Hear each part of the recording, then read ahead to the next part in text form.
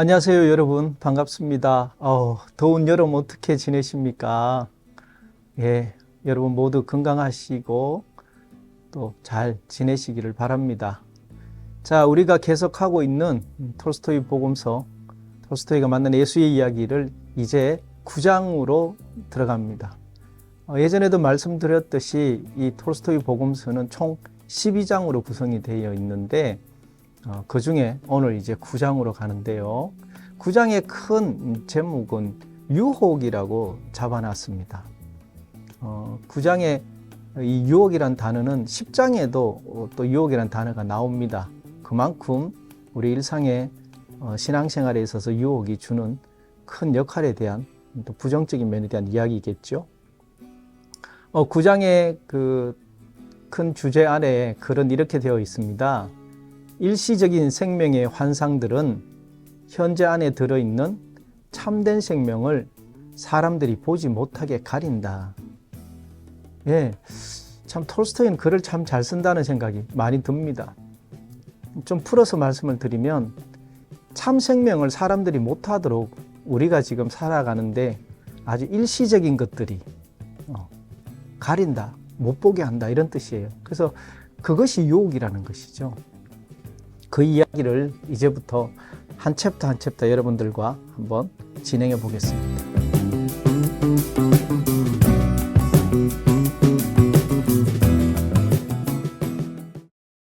사람들은 아버지 뜻의 실천이라는 참된 삶을 날 때부터 알고 있다.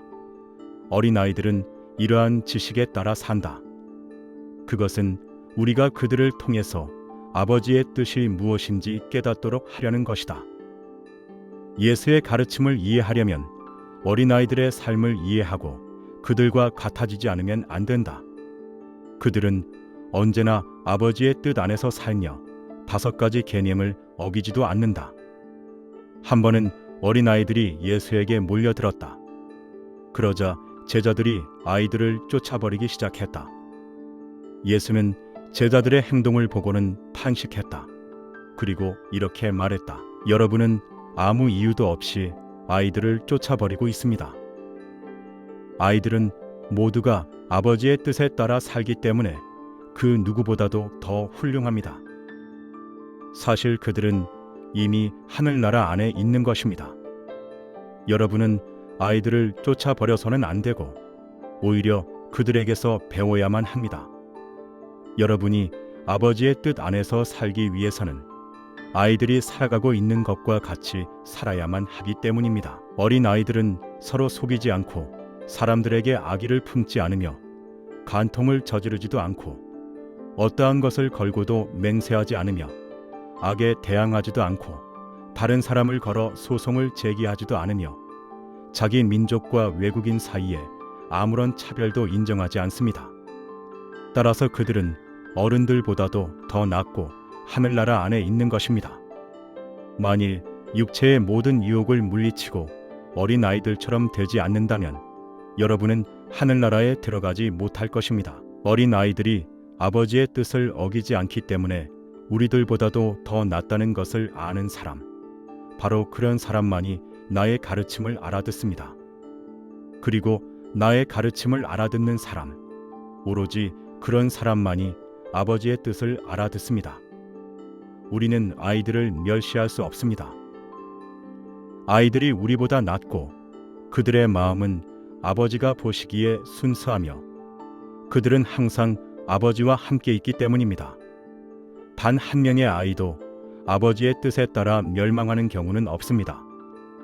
그들이 멸망하는 것은 어른들이 그들을 유혹하여 진리로부터 떼어놓는 경우뿐입니다. 따라서 우리는 그들을 돌보지 않으면 안 되고 그들을 유혹하여 아버지로부터 참된 생명으로부터 떼어놓아서는 안 됩니다. 아이들을 유혹하여 순수성을 저버리게 하는 사람은 악행을 저지르는 것입니다.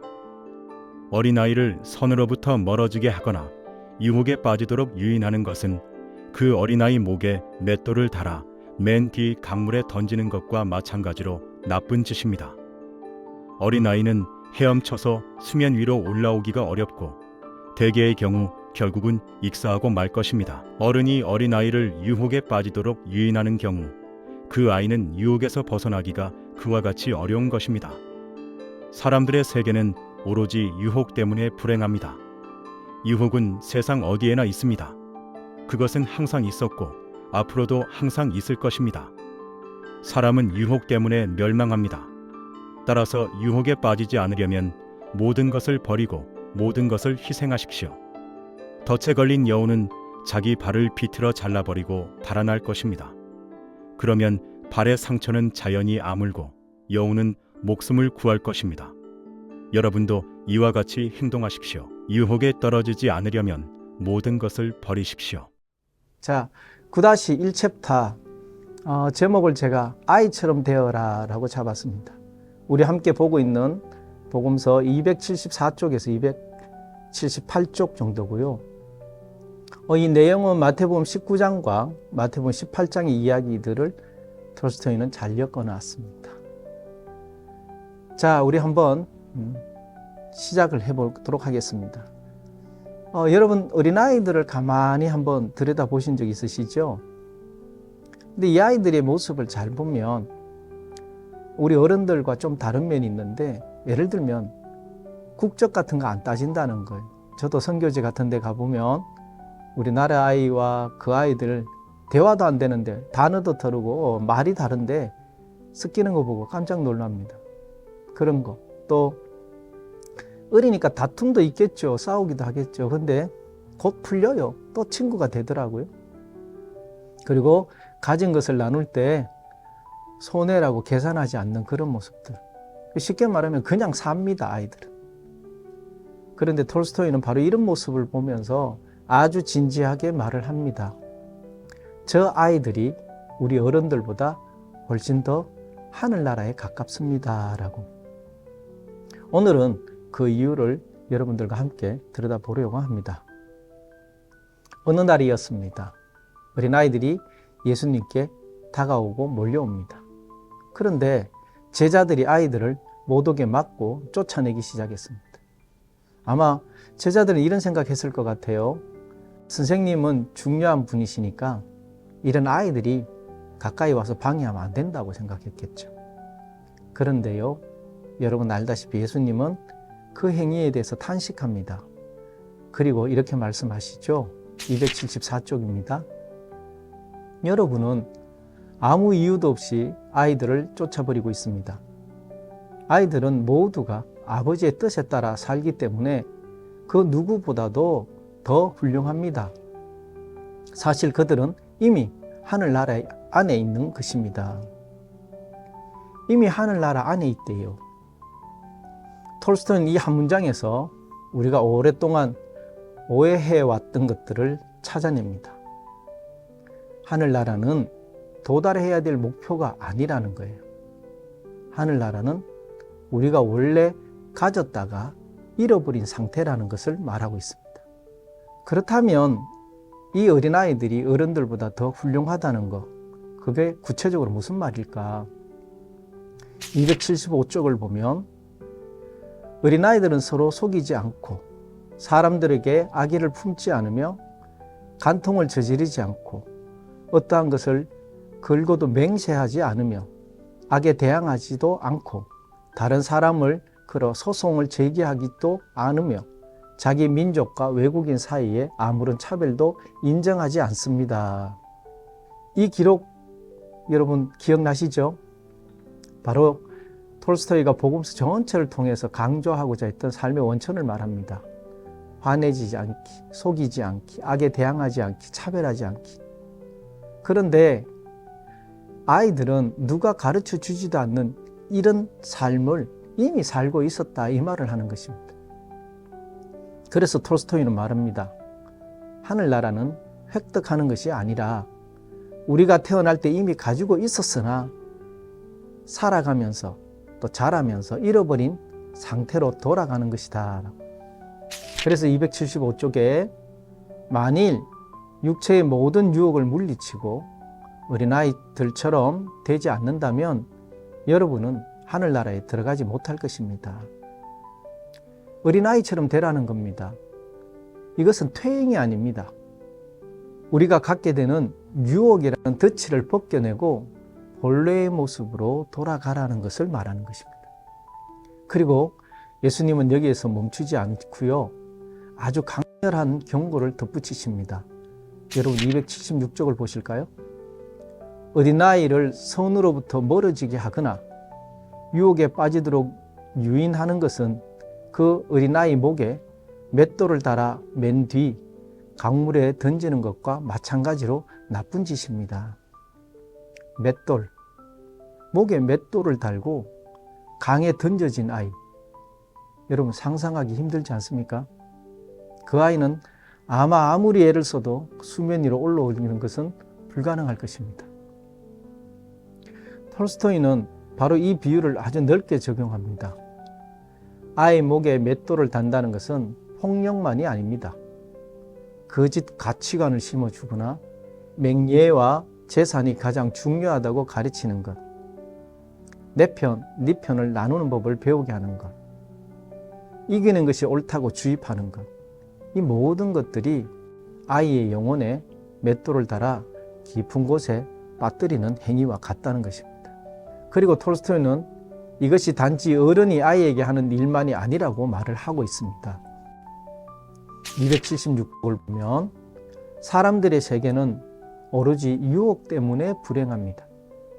유혹은 세상 어디에나 있습니다.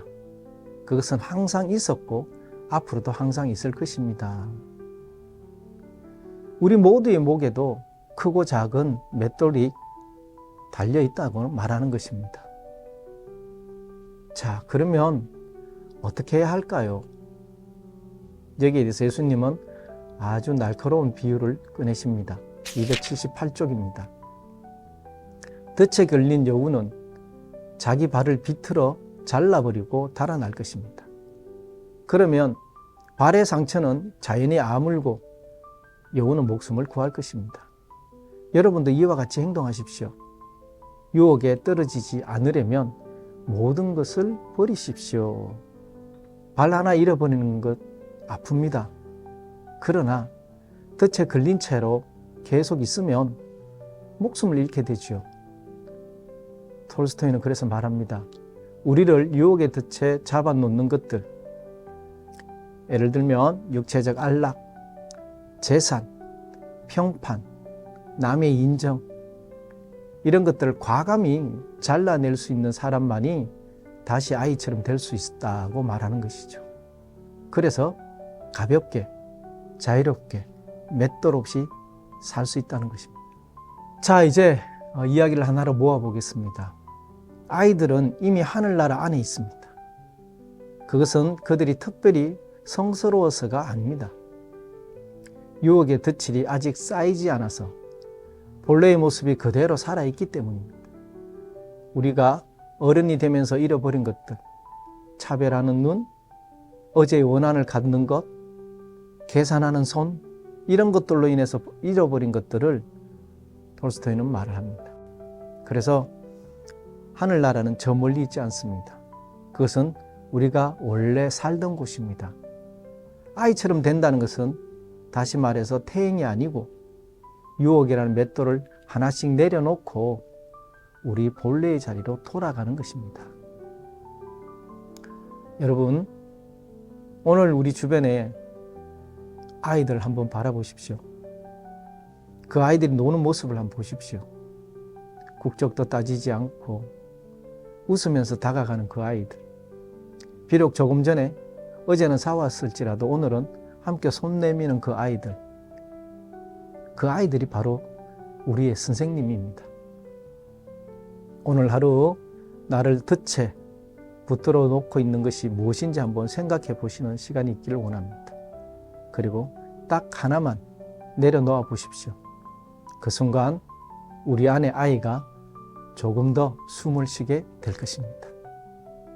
오늘도 함께 해주셔서 감사합니다.